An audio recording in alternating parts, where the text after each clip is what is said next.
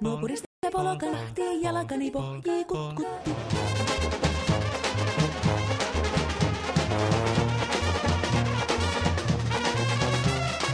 Dizi setlerinde turumuza bu hafta Ankara'da bir dizide devam ediyoruz.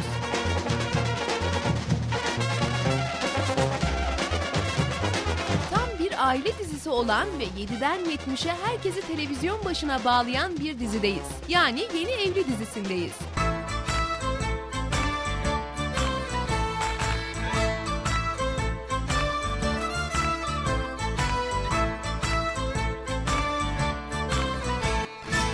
Saygınay'la dizi setleri bu hafta oldukça renkli görüntülere sahne olacak. Sakın kaçırmayın.